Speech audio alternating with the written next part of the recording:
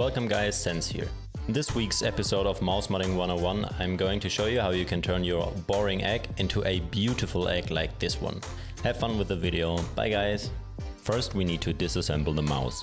This obviously depends on the mouse model, and how to exactly do that can be researched on YouTube. From my personal experience, it is quite easy when you just follow the path of the visible screws. In this shot you can see that I changed the switches of the G Pro. If you're interested in a video about how to do that, let me know in the comments. You can see that I proceed to disassemble the mouse even further. How extensively you do that strongly depends on personal preference.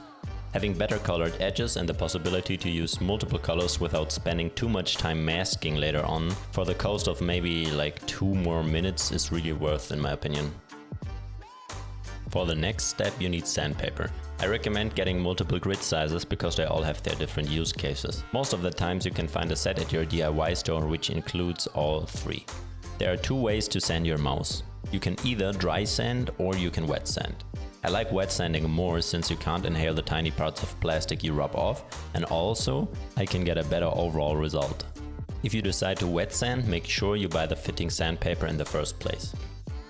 I do multiple runs with different grid sizes, working my way up from the lowest to the highest number. This way I use a finer grid every run. You don't need to be super careful during this process. Just take care that you use the rougher sandpaper mindfully because you could make the edges and the general mouse shape less sharp. You can see me wiping the part dry several times. I do this to check if I sanded every area of the part. This is really hard to see on wet parts, so take your time and check your progress now and then. The sanding part is quite important because the more evenly you sanded the surface of your part, the better the primer and the color will stick to it. This is how a part should look after sanding it properly. Now you can proceed to mask your parts. Take your time doing this and use a quality masking tape. Trust me on this one, it makes it so much easier.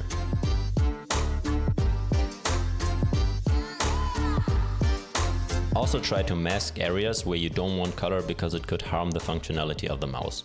An example would be the area where the plastic mouse button touches the switch. Additionally, I wipe the parts with a degreaser to ensure the best possible adhesion with the primer. After finishing all the easy parts, we need to mask tricky things like RGB areas or logos.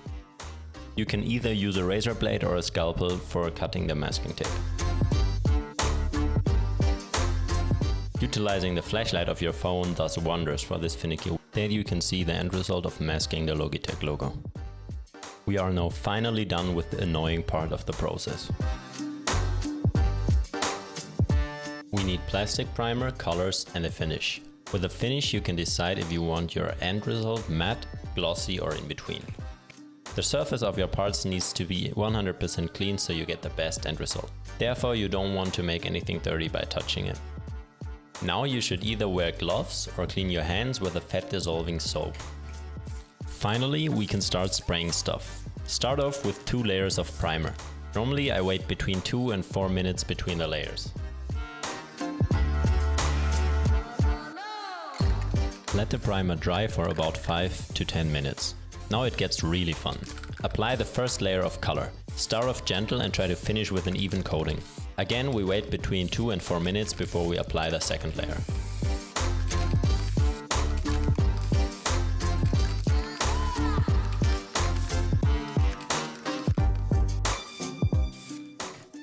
Try to move the can as evenly as possible. My number 1 trick is not to panic.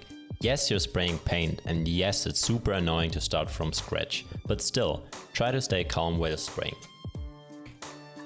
I recommend to check if you're satisfied with your result before you apply the finish. Apply the finish as smoothly as possible. I think by now you got the point. This time you can basically do as many layers as you want. Every layer will make the effect of the finish stronger. Although this is personal preference, I wouldn't necessarily do more than 3 coats. After you waited for about 24 hours, you can proceed to finish the project.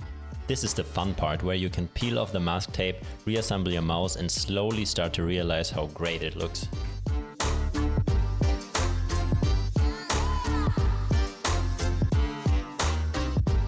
You can sand the areas where you masked off logos or RGB to make them more smooth. I would recommend that you use the sandpaper with the highest number. Look at that wonderful egg. Finally, you are finished and you can enjoy your old new mouse. If you enjoyed this week's episode, please leave a like. Which mouse would you love to paint? Let me know in the comments. Have a great week and goodbye. There's a little bonus for the video. What do you do if you mess up? First of all, don't panic. It's annoying, but it can be fixed pretty easy. Wait till the paint dries, sand the surface, prime it and just spray it again. See, it's not that big of a deal.